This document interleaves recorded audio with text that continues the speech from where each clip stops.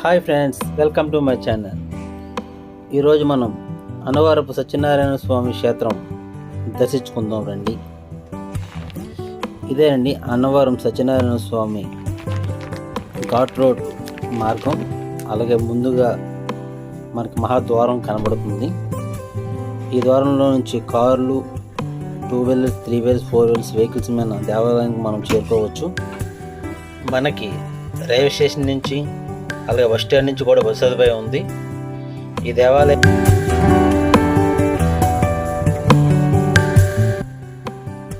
ఈ బస్సులు దేవస్థానం కొండమీదకి వెళ్తాయండి. ఇదిగోటండి కొండమీదకి భక్తులు బయలుదేరే మార్గం. మనకి దేవస్థానం బస్సు మీద నుంచి చూస్తే పాపనాశి అనే ఒక పెద్ద నది కూడా కనబడుతుందండి. పెద్ద కొండ లోయలో ఉన్నట్టు ఉంటుంది. అలాగే ఇదేనండి పాపనాశి అనే ఒక పెద్ద నది అండి. ఇది ఈ అన్నవరపు సత్యనారాయణ దేవస్థానం నుంచి కనబడితే నీట్గా కనబడుతుంది. అలాగే ఈ ఘాట్ రోడ్లో చాలామంది భక్తులు కాలనడకను కూడా ఘాట్ రోడ్ నుంచి పైకి దేవస్థానంకి వచ్చి చేరుకుంటారండి. ఇదేనండి మనం ఇక్కడ బస్సు దిగిన ప్రాంతంలోనే ఇదేనండి బస్ స్టాప్. ఇదేనండి బస్ స్టాప్ అండి. ఇక్కడ ఈ బస్ స్టాప్ దగ్గర నుంచి మనకి ఎదురుగుంటగా చూస్తే ఒక 2 రూట్లు కనబడతాయండి. అందులో ఒక రూటు రాజగోపురం, తూర్పు రాజగోపురం, పడమర రాజగోపురం. తూర్పు రాజగోపురం తిన్నగా వెళ్తే నవదుర్గల ఆలయం, కొండ దిగువ మార్గము, అలాగే ప్రధాన అతిథి గృహం, విఐపి అతిథి రిజిస్టర్ ఆఫీసు ఉంటాయండి. అలాగే పడమర రాజగోపురం దగ్గర సెంట్రల్ రిజిస్టర్ ఆఫీసు, అలాగే కేశకంఠకాల, వినాయక అతిథి గృహం, అలాగే సప్తగిరి అతిథి గృహము, నవరత్న కాంప్లెక్స్, అన్నదాన సత్రం కూడా మనకి ఈ రాజగోపురం దగ్గర ఉంటుందండి. చూసారు కదండి ఈ పడమర రాజగోపురం దగ్గర చెట్లు లాకర్స్ కూడా సదుపాయం కలదు. ఇదే అండి పడమర రాజగోపురం. ఈ రాజగోపురం పక్కనే కేశకంఠకాల గోడ ఉందండి. ఇదే అండి కేశకంఠకాల. స్వామివారికి తలనీలాలు ఇవ్వాలనుకున్న భక్తులు ఇచ్చే స్థలం ఈ కేశకంఠకాలాన్ని. చూసారు కదండి లోపల ఇదండి.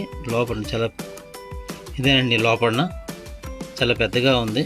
మేము వచ్చిన రోజు భక్తులు ఎవరు లేకపోవడం, తక్కువ మంది ఉండడంతో ఎవరు కనబడలేదు. ఈ రాజగోపురం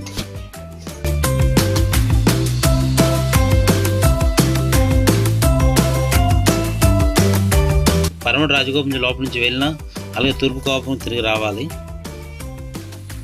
ఈ కాంప్లెక్స్ దగ్గరే అతిథి గృహం, అలాగే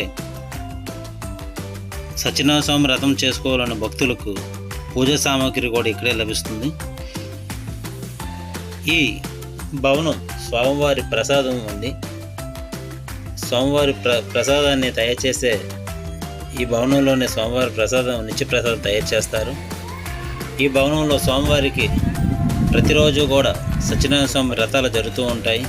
ఇక్కడ 300 రూపాయల నుంచి 1500 రూపాయల టికెట్ గల పూజలు కూడా ఇక్కడే జరుగుతూ ఉంటాయండి. సత్యనారాయణ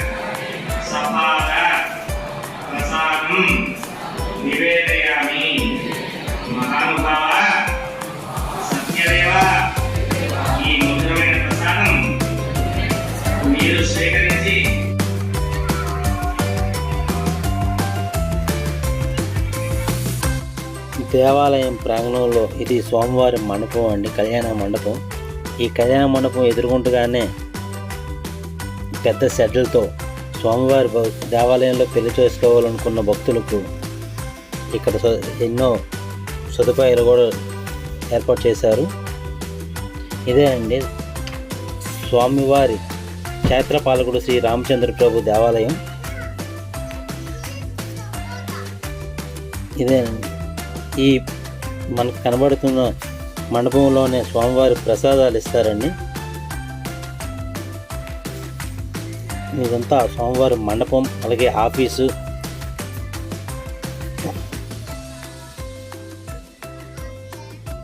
చూసారు కదండి ఎంత పెద్ద ఆఫీసు కూడా ఇక్కడే మనకి చాలా విశాలంగా ఉంటుంది. ఇది తూర్పు రాజగోపురం.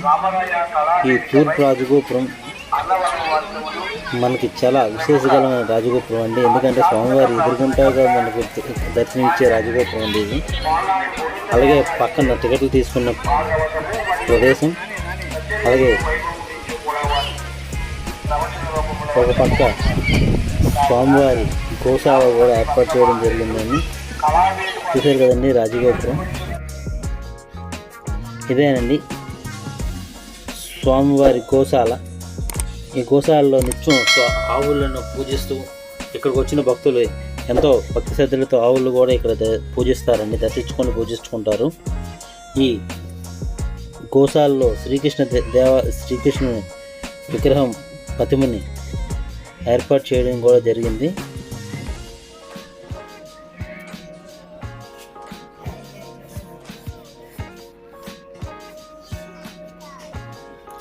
అలాగే ఒక చెట్టు కిందన శ్రీకృష్ణ భగవానుడు కూర్చున్నట్టుగా గోపికలతో నిత్యం చేస్తున్న విధంగా కూడా బొమ్మలు ఏర్పాటు చేయడం జరిగిందండి. ఇక్కడ ఈ గోశాల ప్రాంగణంలోనే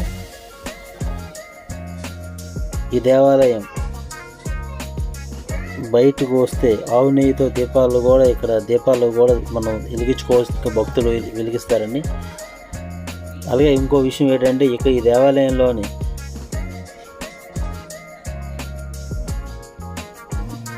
పెద్ద చెట్టు ఉందండి. ఈ చెట్టు కిందనే స్వామివారికి దీపారాధన చేస్తారు. ఆవు నెయ్యితో దీపారాధన చేస్తే మంచిదని భక్తులు విశ్వాసంగా నమ్మడంతో ప్రతి భక్తులు కూడా ఆవు నెయ్యితో ఇక్కడ దీపారాధన చేస్తారు.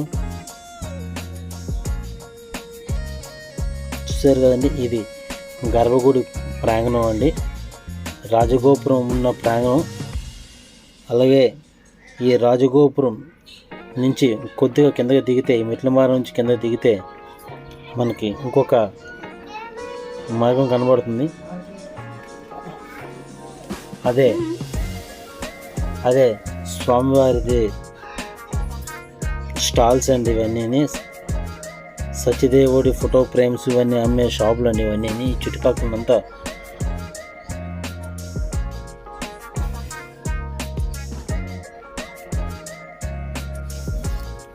సత్యదేవుడి పేరు మీద మొత్తం స్టాల్స్ అన్ని ఇక్కడ ఏర్పాటు చేయడం జరిగిందండి భక్తుల గురించి.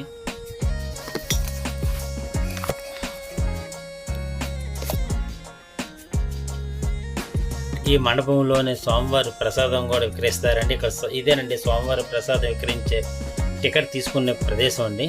ఇక్కడ టికెట్ తీసుకొని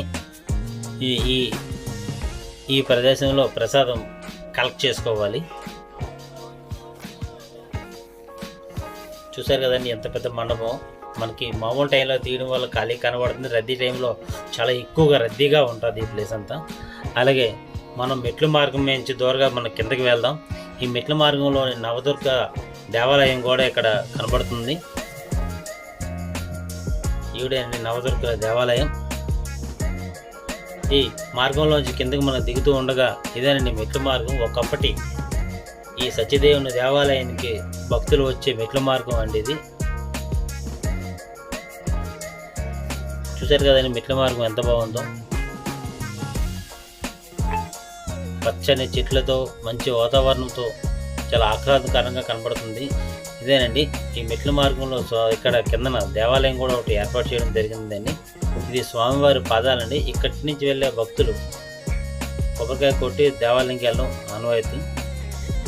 ఈ వీడియో మీకు నచ్చినట్టయితే లైక్ చేయండి, షేర్ చేయండి, మా ఛానల్ని సబ్స్క్రైబ్ కూడా చేయండి.